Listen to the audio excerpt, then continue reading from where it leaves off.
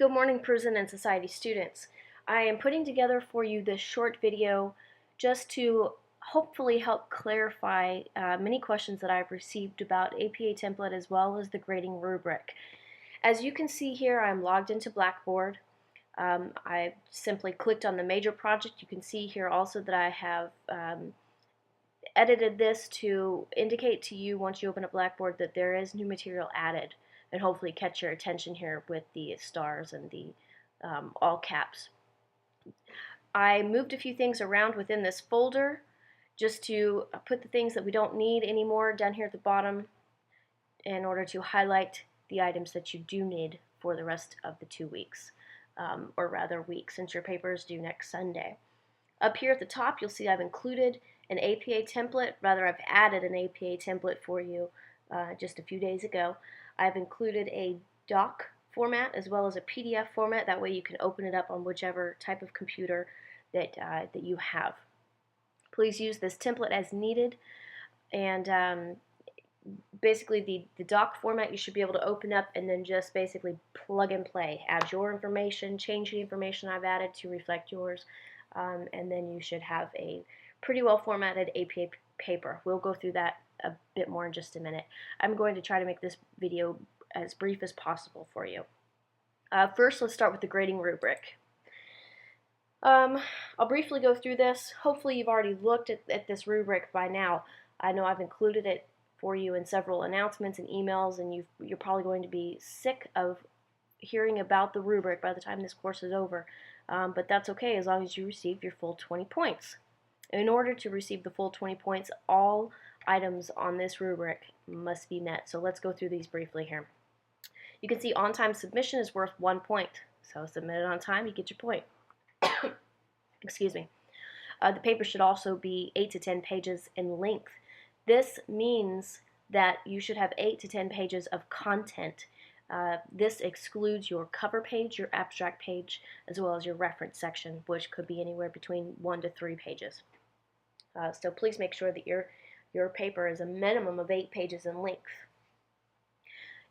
One of the common practices in research is to make sure that you have about 1 resource per page of written content. So you can see here the quantity of resources is reflective of the number of pages that your paper will be.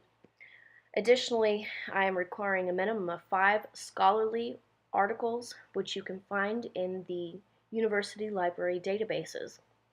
You can include 2 books. You can also include 1 current event article or social media content. The point of this breakdown is so that you do not get all of your information from simply the website. You want to make sure that your information is accurate, that it's reliable, and that it is up to date. It's not uncommon to find information through websites that is just plain wrong, so you always want to back that up with information from scholarly academic journal articles. APA formatting. This is very important, and I realized through reading your minor project papers, the prison study, that many of you are unfamiliar with APA formatting, so I've put together for you a template that you should be able to very easily use. But proper APA formatting includes a cover page, an abstract page, the body of your paper, in-text citations, and your reference section. That's worth 2 points. Proper grammar, punctuation, and sentence structure throughout your paper is critical. You can see I've allocated 2 points for that. Once you're done with your paper, please make sure that a colleague or a parent or a professor reads through your paper. If you don't have access to any of those type of people, then reach out to the university library or the University Writing Center just to have someone proofread your paper. A second set of eyes never hurts. Even I was just reading back through my published thesis a few weeks ago and found so many errors. It was just embarrassing. So you don't want to get to that point. You don't want to have errors in your paper. So just a second set of eyes never hurts when you're doing research and writing. And then here are the elements of your paper.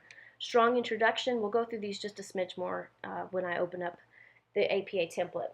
But you want to make sure you include a strong introduction, clearly define your research question or your research problem, which this was very, very weak in many of your PowerPoints. It was not Um, there was not a clearly defined research question, so make sure that you hone this in for your paper. Followed by a discussion of solutions or clearly defined responses to your research question. Discuss the implications for the future, and then finish out with your final discussion and a very strong conclusion. All of those elements are worth 2 points here each, as you see.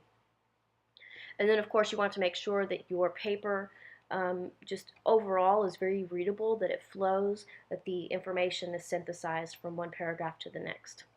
Total of 20 points here, so that could be the difference between an A and a C for many of you, so please don't take this lightly. Next, we'll move over to the grading rubric. No, I'm sorry, we just covered that. We'll discuss the APA template briefly. I'm going to open it up here in PDF format. Scroll up to the top. And you'll see here that my running head is going to be included on every single page of this document. And then you'll have your abbreviated title followed by the term running head. The abbreviated title will be all caps. You'll have your last name, comma, page number. Scroll down and you'll see that centered horizontally as well as vertically, you'll have your full title of the paper. It can take up 2 lines if necessary.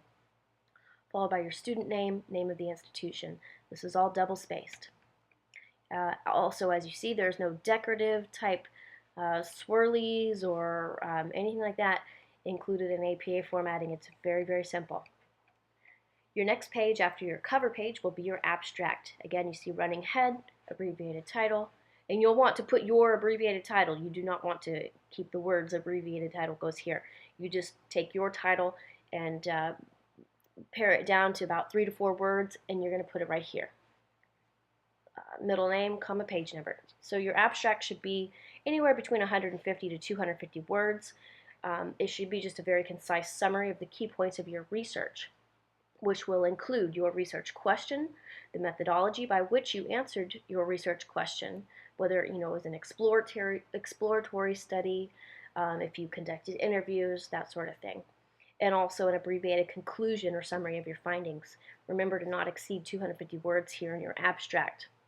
And also you'll notice that the first line of my abstract is not indented as the other paragraphs in the paper will be.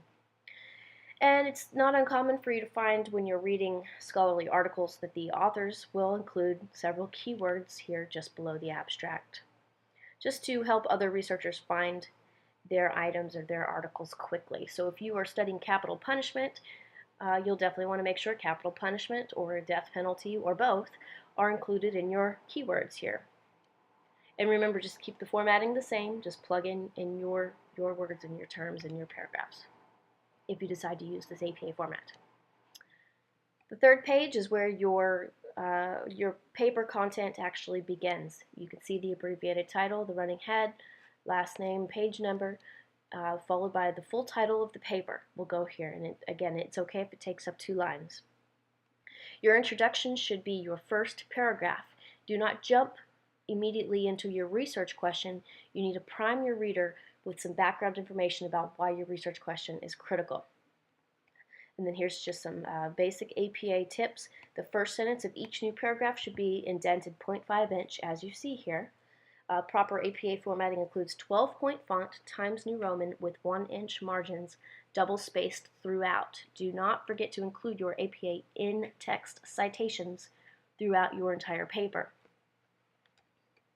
If you have questions about how to properly include your in-text citations, please ask a librarian. And actually, I just realized I did not include that here.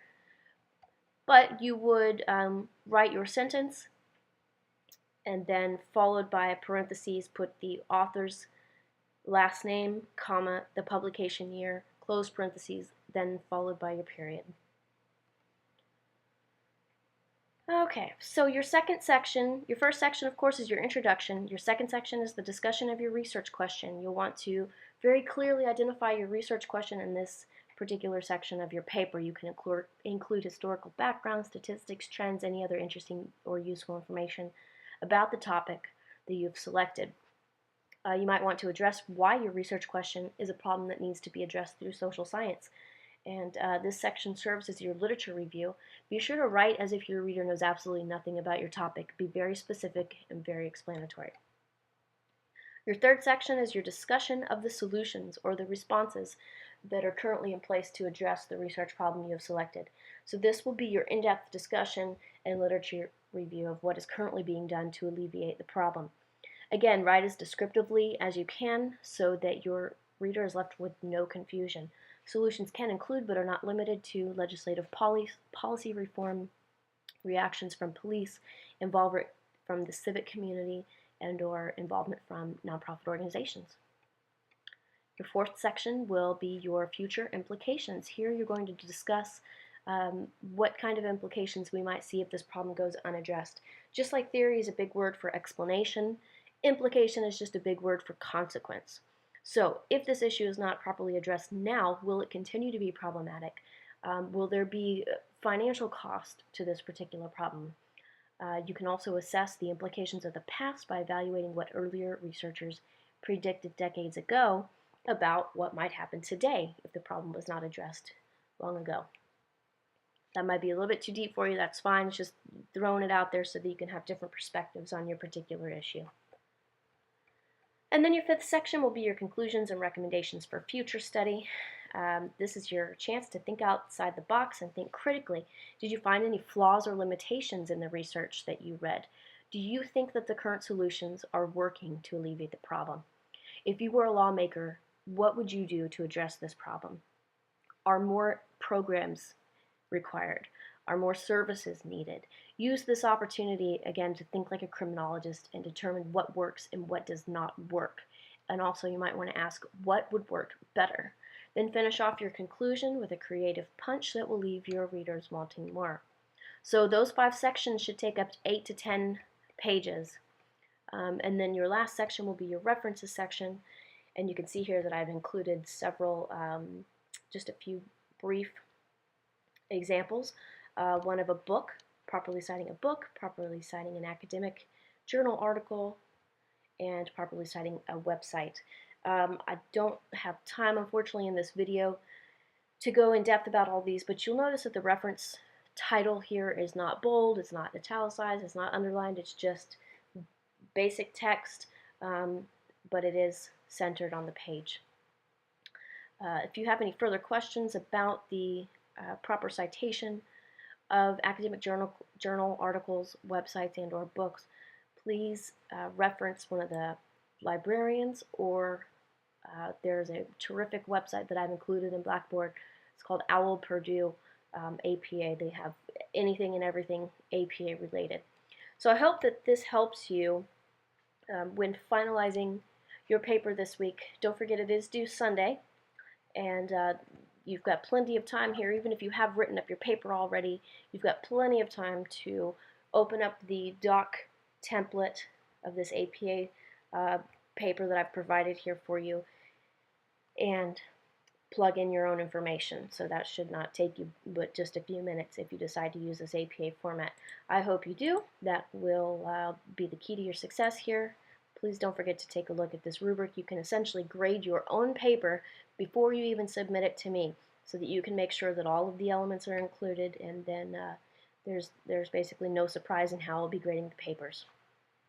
As always, if you have any questions, please feel free to email or message me, and I look forward to reading all your papers. Thanks.